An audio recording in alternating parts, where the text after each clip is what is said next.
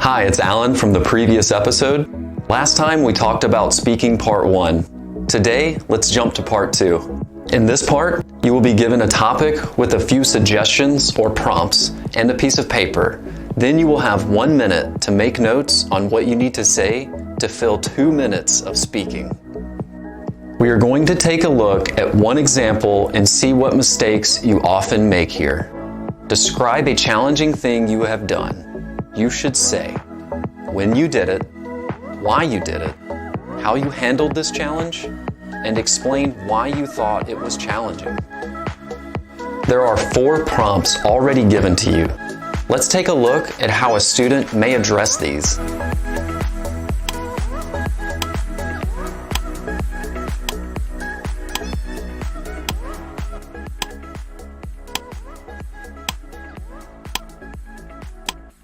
Your 1 minute is up. Please begin speaking.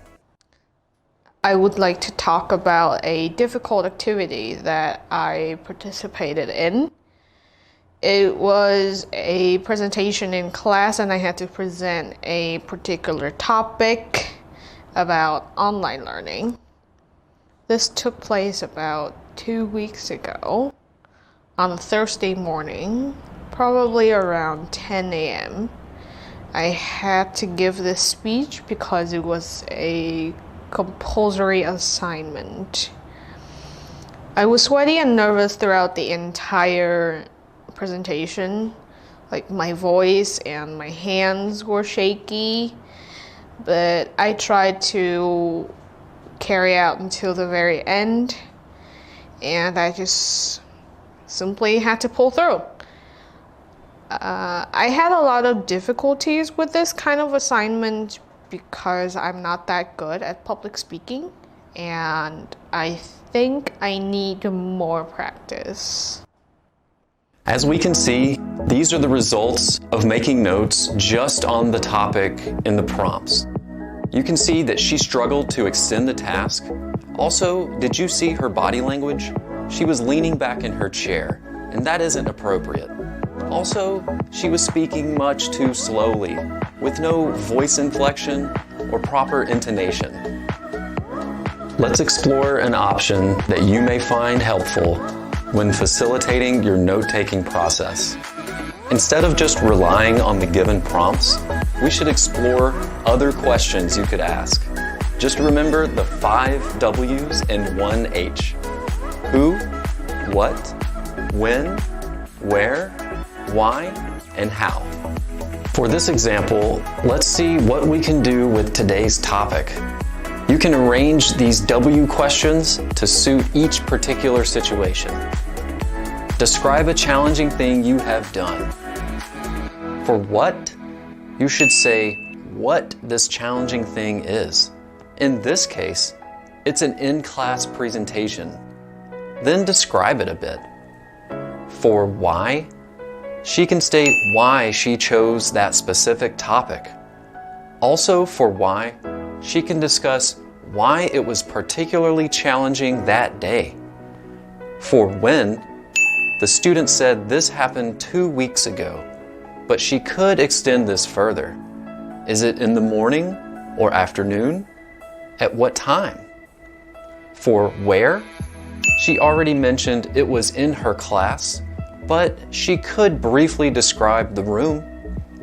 For who, she can add extra details like, the audience included my teacher and classmates. There were about 20 people in the room at the time.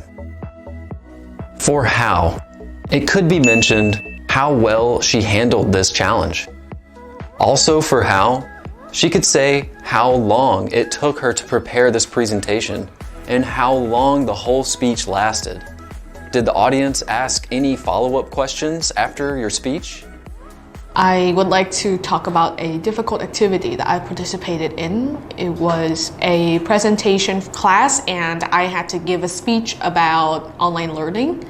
I chose this particular idea because of the recent historical events that forced us to all stay at home and our schools to give online courses. It was a compulsory assignment because we all need this grade to pass. This took place about 2 weeks ago. There were about 20 people in that room at that time, including my teachers and my classmates. Even though I had a week to prepare this speech, when it happened, I was really nervous and sweaty, and my voice and my hands shook a lot. However, I did try to went through this entire speech until the very end. It may last about 4 or 5 minutes, and after that, the audience would conduct a Q&A session, aka asking me to elaborate on a few more points of my presentation. I'm pretty certain that I made a lot of mistakes during my presentation, but they were unavoidable. I was not the best at public speaking, and there's room for improvement. As you can see, she's able to speak more extensively because she had better structure in her notes. Also, she had a more natural speed and better body language. Using this system, this will give you more to speak about beyond the prompts on the task card. This wraps up our topic for today. I hope you enjoyed it and it helps you all. We look forward to seeing you in the next episode. Stay tuned.